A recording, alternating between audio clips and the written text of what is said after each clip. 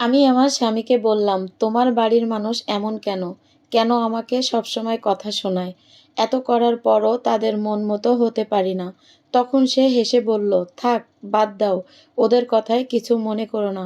অতঃপর বুঝলাম, তাদের সুযোগটা তো আমার স্বামীই করে দিচ্ছে। মাঝে মধ্যে ভাবি, স্বামীর বউ না হয়ে যদি স্বামীর হাতের মোবাইল হতে পারতাম, তবুও আমার দিকে কিছুক্ষণ তাকিয়ে থাকতো। স্বামীর কাছে বউয়ের চেয়ে মোবাইল অনেক দামি। ঠিক বললাম তো আপুরা? কমেন্টে জানিয়ে যেও।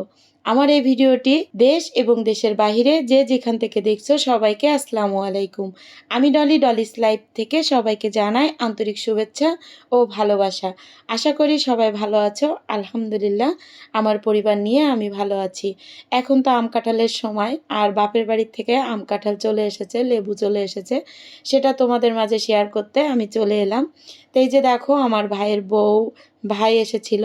তারা আমার বাপের বাড়ির আম কাঁঠাল এগুলো নিয়ে এসেছে। সেটা ভাবলাম যে তোমাদের মাঝে একটু শেয়ার করি। এই জন্য কিন্তু আমি তোমাদের মাঝে শেয়ার করলাম। তা কাঁঠালটা দেখো একদম পাকা। রিজিকে যদি না থাকে তা কখনোই হয় না।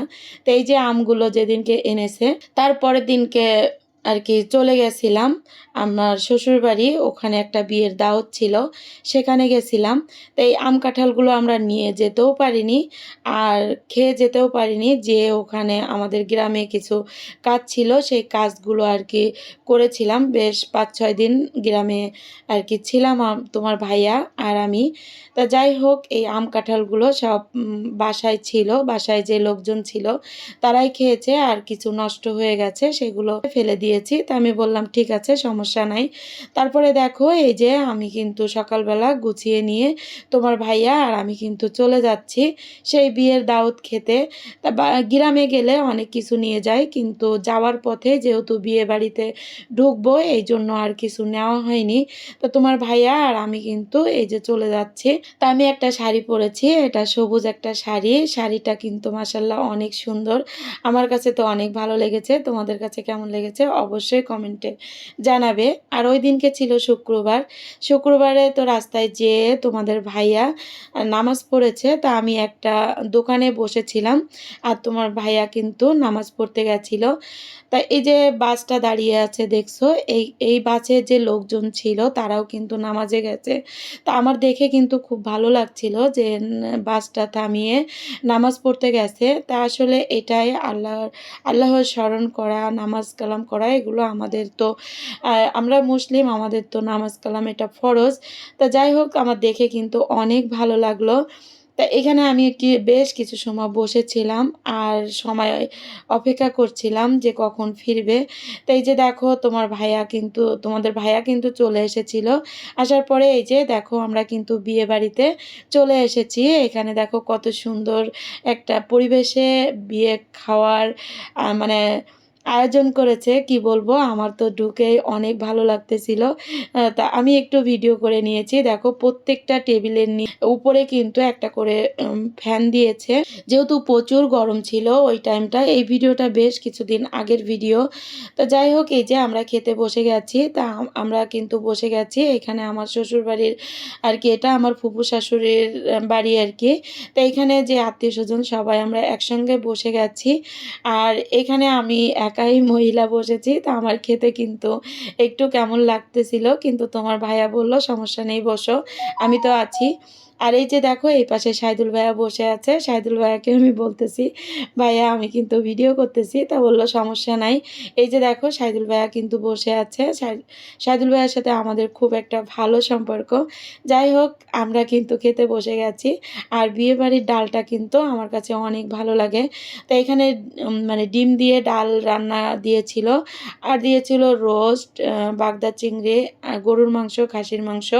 যাই হোক, খাওয়াটা কিন্তু অনেক ভালো ছিল, রান্নাটা অনেক মজা হয়েছিল। তা আসলে সব খাবারের ভিডিও আমি নিতে পারিনি। তারপরে দেখো, হাত ধুতে চলে এসেছি। তো এখানে হাত ধোয়ার ব্যবস্থাটা দেখে তো আমার খুব ভালো লাগছে। আর দেখো, মানে পরিবেশটা কত সুন্দর, তাই না? এখানে মাঠের ভিতরে একদম মানে ফাঁকা মাঠ, সেখানে আর কি খাওয়া দাওয়ার ব্যবস্থা করেছে। এখানে কোনো সমস্যা নেই। আর উপরে তো সিলিং ফ্যান দিয়েছে, আবার বাহিরের বাতাস মানে মনোমুগ্ধ করা একটা পরিবেশ ছিল এখানে। আমি আগে কখনো এরকম পরিবেশে আমি কখনো বিয়ের দাওয়াত খাওয়া হয়নি। তা এই যে ১ম আমি খেলাম, আমার কাছে অনেক ভালো লেগেছে। তো এই যে দেখো তোমাদের ভাইয়া কিন্তু এখানে পান খেতে দাঁড়িয়ে গেছে। আমাকে বলতেছিল যে, "তুমি পান খাবে কিনা?" তো আমি বললাম যে, "না, এখান থেকে খাবো না। আমি বাড়ির ভিতরে যেয়ে খাবো।" তো ওই যে দেখতেছো যে বিল্ডিংটা, ওই বিল্ডিংটাই কিন্তু আমার ফুফু শাশুড়ির জায়ের বাড়ি। তো এটা ফুফু শাশুড়ির ভাসুরের ছেলের বিয়ে আরকি। তা যাই হোক, আমার কাছে খুব ভালো লেগেছে বিয়েটা। আর এই যে দেখো এখানে আমার মানে ফুফু শাশুড়ির মেয়ের ছেলে আরকি, সে আমাকে বলতেছে, "মামি কেমন আছেন?" আমি বললাম, "আলহামদুলিল্লাহ ভালো আছি।" ওর সঙ্গে বেশ কিছু সময় এখানে কথা বলেছি। আসলে সবাই হয়তো আমাকে চেনে, আমি ওইভাবে কাউকে চিনি না। অনেকদিন পর মানে অনেকদিন পর গ্রামে গিয়েছি। আর ফুফু শাশুড়ির বাড়িতেও অনেকদিন পর যাওয়া হয়েছে। এইজন্য আরকি আমি অনেকে চিনতে পারছি না। কিন্তু সবাই কিন্তু আমাকে চিনে নিয়েছে তোমার ভাইয়ার জন্য। কারণ তোমার ভাইয়াকে চেনে সবাই। সেই ক্ষেত্রে আরকি আমাকে চিনে নিয়েছে। তো যাই হোক, এখানে বেশ কিছু সময় অনেকের সাথে পরিচিত হয়েছি, অনেক গল্প হয়েছে, মজাও করেছি। তারপরে কিন্তু আমরা বাড়ির ভিতরে চলে গেছিলাম। তো এখানে দেখো অনেক লোক হয়েছিল আর খাওয়াটা বেশ সুন্দর ছিল। তো তোমরা ভিডিওটা দেখতে থাকো। আমি প্রতিদিন যেটা তোমাদের কাছ থেকে চেয়ে নিই, তোমরা দিতে ভুলে যাও। আমার ভিডিওটি যদি তোমাদের কাছে কোথাও কোনো জায়গায় একটু ভালো লেগে যায়, প্লিজ লাইক দিতে ভুলবে না। আর যদি এই ধরনের লাইফস্টাইল ব্লগ দেখতে চাও, চাইলে চ্যানেলটিকে সাবস্ক্রাইব করে পাশে থাকা বেল আইকন অল অপশনটি সিলেক্ট করে রাখবে। এতে করে আমি যখন নতুন কোনো ভিডিও আপলোড করব, সঙ্গে সঙ্গে নোটিফিকেশন চলে যাবে তোমাদের মোবাইলে। সুযোগ বুঝে তোমরা সেটা দেখে নিতে পারবে। আর যারা এই কাজ করে আমাকে প্রতিনিয়ত সাপোর্ট করে যাচ্ছ, তাদেরকে অসংখ্য অসংখ্য ধন্যবাদ। তা এই যে দেখো আমার ফুফু শাশুড়ির যা আরকি, সেও আমার ফুফু হয়। তা আমাকে বলতেছে, "বউ তুমি ভিতরে আসো, মিষ্টি খাও।" তা আমি বলতেছি যে, "না, আমরা বউ দেখব।" বউ ছিল ছাদে। আমরা ১ম ছাদে গেছিলাম, ছাদে পাইনি। পরে বলল, "বউ তো এখন চলে যাবে।" বউ এখন ড্রেস চেঞ্জ করে আবার সাজুগুজু করতেছে বাপের বাড়ি যাওয়ার জন্য। তাই যে দেখো আমরা ঘরের ভিতরে ঢুকে গেছি, বউ তো সাজুগুজু করতেছে। মাশাআল্লাহ, সবাই মাশাআল্লাহ বলবে। বউটা অনেক সুন্দর হয়েছে। ছেলেটাকে তো দেখাতে পারলাম না, মানে বরটাকে দেখাতে পারলাম না। ও ছিল, বাইরে ছিল, ওর সঙ্গে আমার দেখা হয়নি। যেমন ছেলে তেমন বউ। মাশাআল্লাহ অনেক সুন্দর হয়েছে। বউটাকে আমার অনেক পছন্দ হয়েছে, ভালো লেগেছে। আর বউয়ের চুল তো মাশাআল্লাহ অনেক সুন্দর, অনেক বড়, অনেক লম্বা চুল। তা আমার যাদের চুল লম্বা তাদের কিন্তু আমার অনেক ভালো লাগে।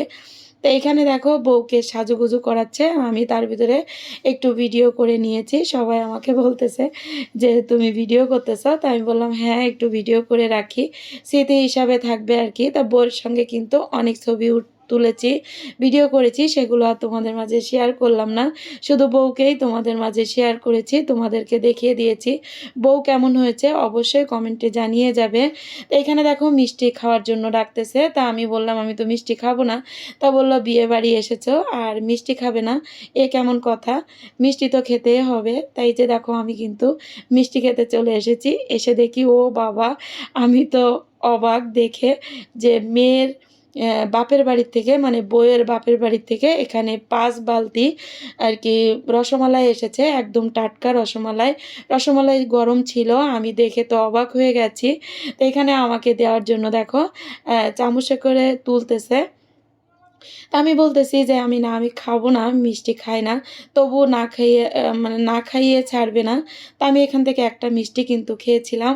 আর তুমি দেখো এখানে আমার একটা জা ছিল। জা বলতেছে যে, "তুমি ভিডিও করতেছো যখন পুরোটা করে নাও।" তো এই যে দেখো ওরা ঢাকনিটা খুলে দিচ্ছে আর আমি কিন্তু এদিকে মিষ্টিটা হাতে করে নিয়ে কিন্তু খাওয়া শুরু করেছি।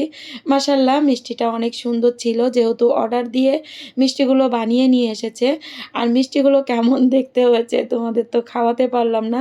তোমরা তো খেতে পারবে না। কিন্তু কেমন হয়েছে অবশ্যই কমেন্টে জানাবে। আর আমি আগে কখনো দেখিনি যে মেয়ের বাপের বাড়ির থেকে আরকি এত মিষ্টি পাঠায়। তাই এই যে মিষ্টি নিয়ে এসেছে আরকি, যে কন্যাযাত্রী যারা এসেছে তারাই কিন্তু এই মিষ্টিটা নিয়ে এসেছে।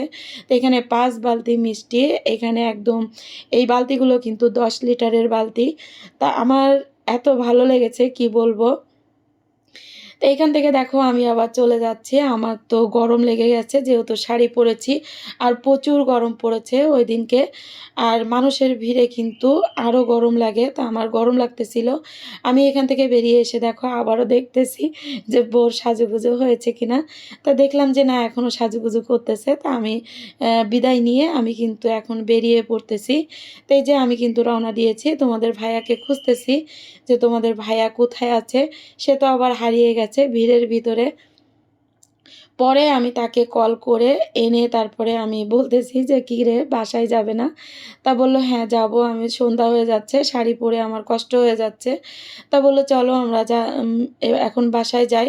তো এই যে দেখো আমি একটু দেখিয়ে দিচ্ছি। এই যে এখানে এইটা রাস্তা রোডটা করেছে আর এই সোজা ওইটা হলো মেইন রোড। এই সোজা যেয়ে তা প্যান্ডেলগুলো যে করেছে আমার কাছে ভালোই লেগেছে।